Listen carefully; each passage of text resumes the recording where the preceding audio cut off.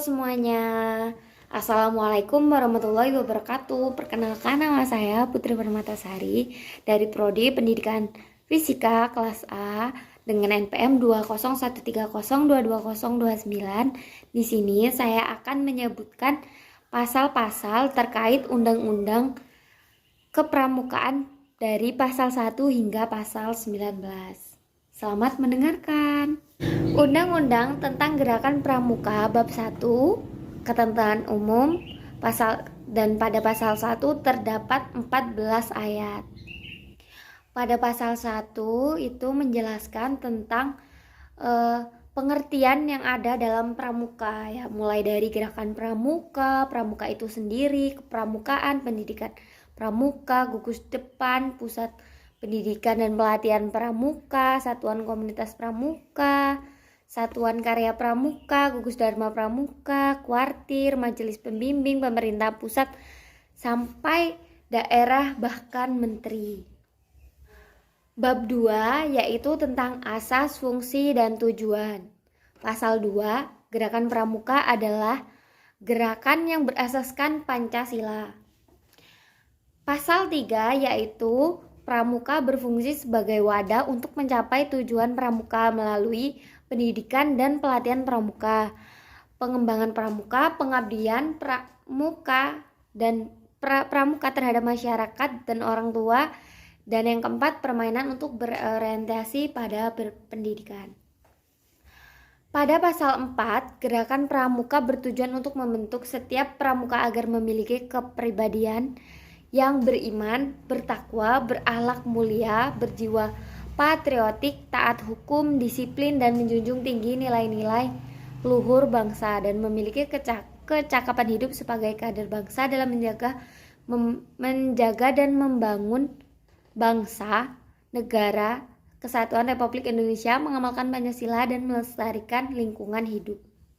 Bab 3 yaitu tentang pendidikan pramuka. Bagian ke-1, dasar, kode, kehormatan, kegiatan, nilai-nilai, dan sistem among. Pada pasal 5, pendidikan kepramukaan dilaksanakan berdasarkan pada nilai dan kecakapan dalam upaya membentuk kepribadian dan kecakapan hidup pramuka. Pada pasal 6 terdapat beberapa ayat. Pada ayat pertama, kode kehormatan pramuka merupakan janji dan komitmen diri serta ketentuan moral pramuka dalam pendidikan pramuka. Pasal yang kedua, kode kehormatan pramuka terdiri atas satya pramuka dan dharma pramuka. Pada ayat 3, kehormatan pramuka sebagaimana yang dimaksud pada ayat 2 dilaksanakan baik dalam kehidupan pribadi maupun bermasyarakat secara sukarela dan ditaati demi kehormatan diri. Dan pada pasal keempat, di pasal keempat ini satya pramuka yaitu menyebutkan tentang Tri Satya Pramuka, dan pasal kelima yaitu dharma pramuka sebagaimana yang dimaksud pada ayat kedua, yaitu bunyi tentang berbunyi dasa dharma pramuka. Pasal 7, kegiatan pramuka dilaksanakan dan dilandaskan pada kode kehormatan pramuka, yaitu yang tadi disebutkan pada pasal 6 ayat 2 tentang satya pramuka dan dasa pramuka. Dan pada ayat 2, kegiatan kepramukaan dimaksudkan untuk meningkatkan kemampuan spiritual dan intelektual serta keterampilan dan ketahanan diri untuk yang dilaksanakan melalui metode belajar interaktif dan progresif. Pada ayat ketiga, metode belajar interaktif dan progresif sebagaimana yang dimaksud pada ayat 2 diwujudkan melalui interaksi. 1. Pengamalan kode pramuka. Yang kedua, kegiatan belajar melakukan sambil melakukan. Yang ketiga, kegiatan yang berkelompok, bekerja sama, dan berkompetensi. Yang keempat, kegiatan yang menantang. Dan yang kelima, kegiatan alam terbuka. Keenam, kehadiran orang dewasa yang memberikan dorongan dan dukungan. Yang ketujuh, yaitu penghargaan berupa tanda kecakapan. Dan yang kedelapan, satuan terpisah antara putra dan putri. Pada ayat keempat menyebutkan bahwa penerapan metode belajar sebagaimana yang dimaksudkan pada ayat 2 disesuaikan dengan kemampuan fisik dan mental pramuka itu sendiri. Nah, yang ayat 5, penilaian atas hasil pendidikan pramukaan sebagaimana yang dimaksudkan pada ayat 2 dilaksanakan sebagai dasar pada pencapaian persyaratan kecakapan umum dan kecakapan khusus secara pencapaian nilai-nilai pramukaan. Pada ayat ke-6, pencapaian hasil pendidikan pramukaan sebagaimana dijelaskan pada ayat 5 dinyatakan dalam sertifikat dan atau tanda kecakapan umum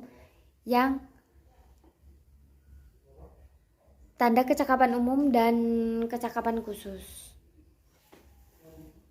Pada pasal 8 itu ada beberapa ayat juga. Yang pertama, nilai kepramukaan sebagaimana dimaksudkan pada pasal 5 mencakup 1.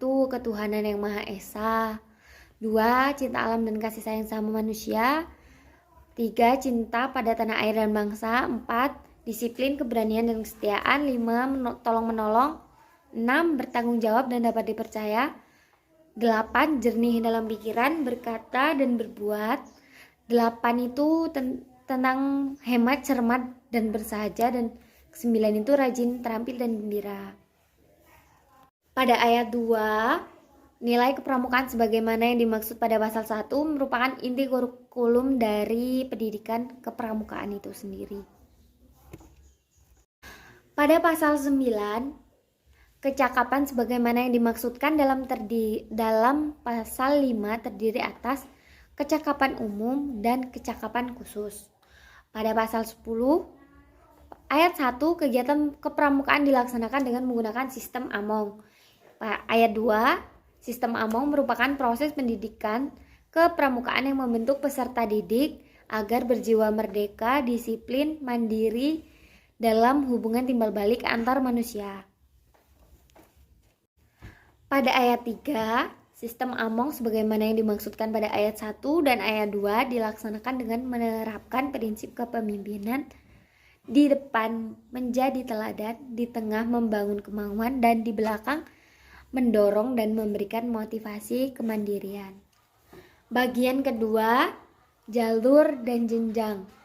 Pada pasal 11, pendidikan kepramukaan dan sistem pendidikan nasional termasuk jalur pendidikan non-formal yang diperkaya dengan pendidikan nilai-nilai gerakan pramuka dalam membentuk jiwa kepribadian yang berakhlak mulia, berjiwa patriotik, taat hukum, disiplin, dan menjunjung tinggi nilai-nilai luhur bangsa, serta memiliki kecakapan hidup.